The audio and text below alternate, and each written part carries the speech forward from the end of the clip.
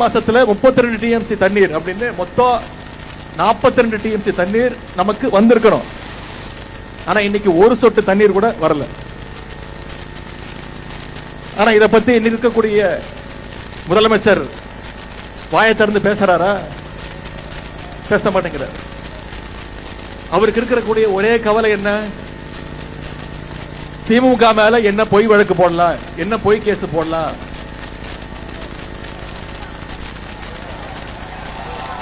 எங்க தண்ணி வருதோ இல்ல அங்க தண்ணி வரணும். காவிரி சொன்ன எங்க தண்ணி வருதோ இல்ல அங்க தண்ணி வரணும்.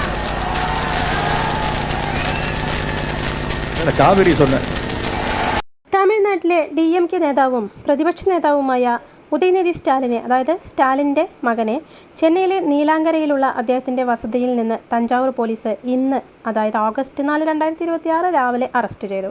ഇതിനെപ്പറ്റി തമിഴ് மக்கள் എന്താണ് അഭിപ്രായം പറയുന്നത് നോക്കാം. அவர்கிட்ட வந்து டோட்டலாவே அவங்க பரம்பரையாவே அப்படிதான் பேசுவாங்க, தாத்தா அப்பா. ஏன்னா அவங்க தாத்தாவுடைய கதையெல்லாம் நீங்க பாத்தீங்கன்னா வச்சுக்கோங்களேன், ஸ்டோரியை பாத்தீங்கன்னா பெண்களை இழிவுபடுத்துற மாதிரி பேசுறதுலயே அவர் ரொம்ப தலைமை தாங்கி இருக்கிறவளே அவர் ஒருத்தர் தான்.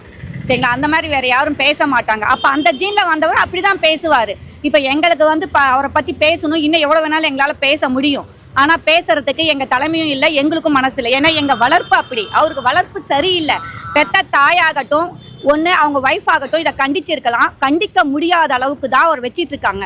கனிமொழி மேடம் எதுக்கு எடுத்தாலும் வருவாங்களே, இதுக்கு எதுவும் கண்டன ஆர்ப்பாட்டத்துக்கு அவங்க தான் கண்டனம் கொடுத்துருக்கணும், அவங்க தான் பேசணும்.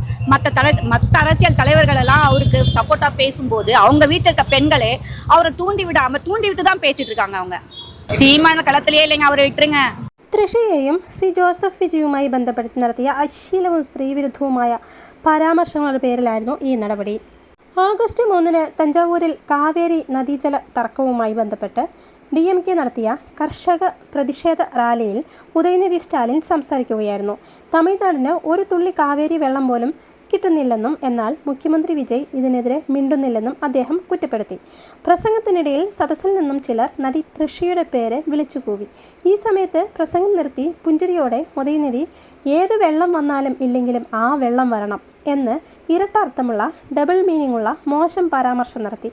പിന്നീട് ചിരിച്ചുകൊണ്ട് ഞാൻ ഉദ്ദേശിച്ചത് കാവേരി വെള്ളത്തെക്കുറിച്ചാണ് എന്ന് തിരുത്തിയെങ്കിലും മുഖ്യമന്ത്രി വിജയെയും നടി തൃഷയെയും അപമാനിക്കാൻ മനഃപൂർവ്വം പറഞ്ഞതാണെന്ന് വ്യക്തമായിരുന്നു.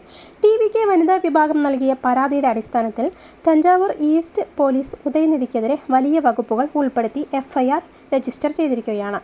ഒന്നാമത്തെ വകുപ്പ് ഭാരതീയ ന്യായ സംഹിതയിലെ സെക്ഷൻ 79, അതായത് സ്ത്രീത്വത്തെ അപമാനിക്കൽ. രണ്ടാമത്തെ വകുപ്പ് BNS സെക്ഷൻ 192, 96 ലഹള ഉണ്ടാക്കാൻ പ്രകോപനം സൃഷ്ടിക്കൽ, ശത്രുത വളർത്തൽ. മൂന്നാമത്തെ വകുപ്പ് ഇൻഫർമേഷൻ ടെക്നോളജി ആക്ട് സെക്ഷൻ 67 അശ്ലീല ദൃശ്യങ്ങളോ വിവരങ്ങളോ പ്രചരിപ്പിക്കുക.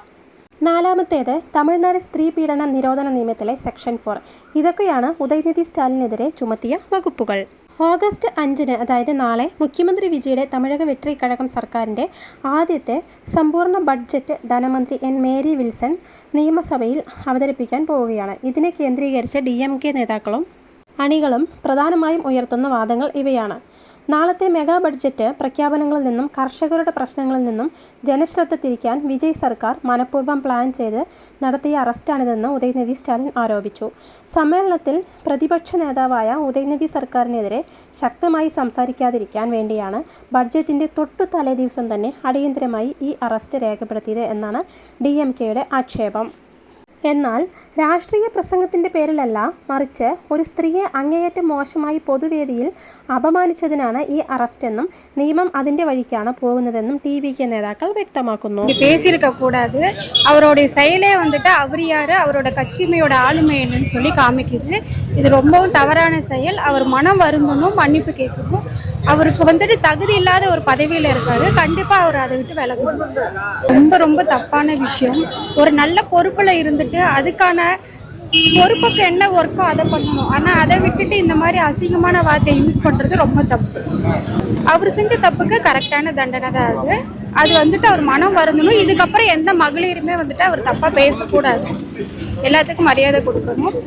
எந்த பாலினமாக இருந்தாலும் சரி, அங்கே அவர் தப்பாக எதுவும் பேசக்கூடாது. அப்படி பேசும் பட்சத்தில் TVK சார்பாக மகளிர் அணியோட குரல் எப்பயுமே இருக்கும்.